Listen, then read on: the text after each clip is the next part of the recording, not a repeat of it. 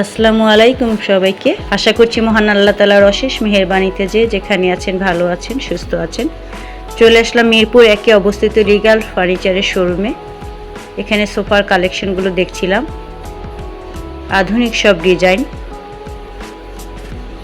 Fantastic লেগেছে আমার কাছে এখানকার সব ফার্নিচারগুলো। এই শোকেসটিও দেখছিলাম, ওয়াল শোকেস, কাঠের। এটা কি কাঠ জানি বললো, ঠিক আমার মনে পড়তেছে না, তবে খুবই উন্নত মানের কাঠ, ফিনিশিং, ডিজাইন অসাধারণ। এই ধরনের একটি ওয়াল শোকেস ড্রয়িং রুমে সাজিয়ে রাখলে আসলে রুমের লুকটাই চেঞ্জ হয়ে যাবে।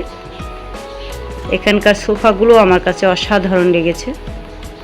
আসলে আমাদের সবারই ইচ্ছে হয় এরকম ফার্নিচার কিনে ঘর সাজাতে, নিজেদের স্বাদ এবং সাধ্যের মধ্যে।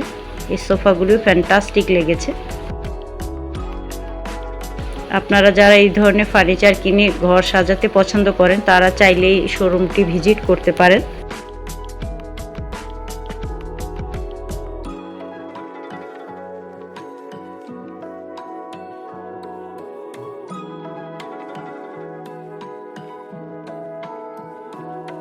আমার ভিডিওর কোনো একটি অংশ যদি ভালো লাগে প্লিজ একটি লাইক দিবেন। আর যারা নতুন দেখছেন আজকে আমার ভিডিওটি, তারা আমার চ্যানেলটি সাবস্ক্রাইব করে আমার পাশে থাকবেন। টু পার্টের এই আলমারিটা দেখছিলাম,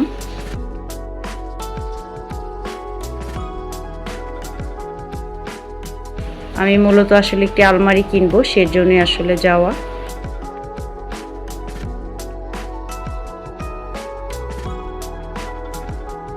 সোফার কালেকশনগুলো আসলে চমৎকার।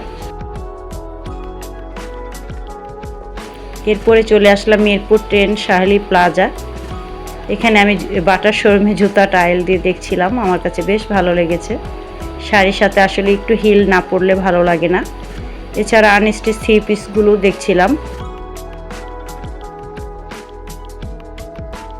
বিভিন্ন ডিজাইনের মধ্যেই আপনারা পেয়ে যাবেন। বোরখার কালেকশন, বিভিন্ন ফ্যাব্রিক্সের মধ্যে খিমারগুলো পেয়ে যাবেন, হিজাব কালেকশন, এক মার্কেটের মধ্যেই সব কিছু।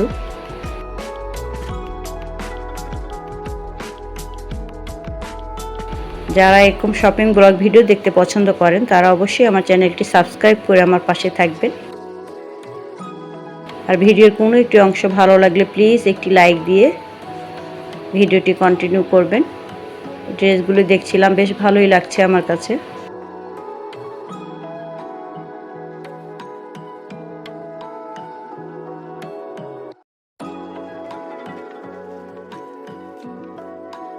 যে কোনো পার্টিতে, উৎসবে এই ধরনের ড্রেসগুলো, কালেকশনগুলো রাখলে বেশ ভালোই লাগে।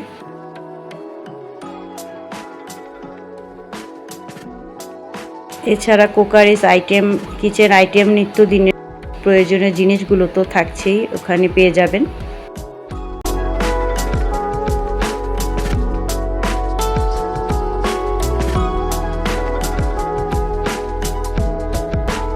এখানে আমি এখন একটি রাইস কুকার দেখাবো। এটা আসলে আমার বড় মেয়ে আমাকে সারপ্রাইজ গিফট করেছে কিয়ামের।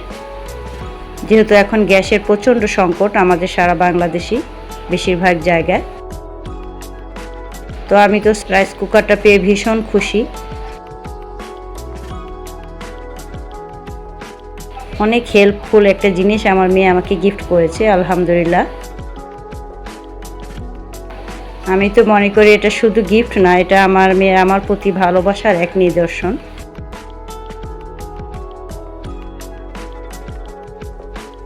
আমার কাছে তো ভীষণ ভালো লেগেছে রাইস কুকারটি। আমি এখানে কিভাবে রান্না করতে হয়, কি সাবধানতা অবলম্বন করতে হয়, কি কি জিনিস রান্না করা যায়, আমি এই নিয়ে একটি ভিডিও দিব আপনাদেরকে।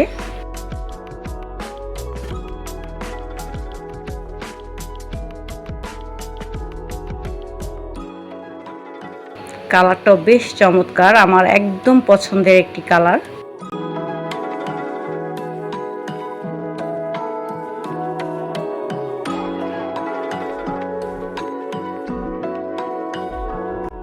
আপনারাও চাইলে এরকম একটি রাইস কুকার কিনে কালেকশনে রাখতে পারেন, যেহেতু গ্যাসের তীব্র সংকট। অনেকটাই হেল্পফুল হবে।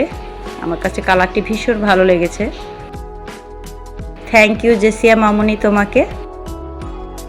তোমাদের প্রতি রইল আমার অফুরন্ত দোয়া এবং ভালোবাসা।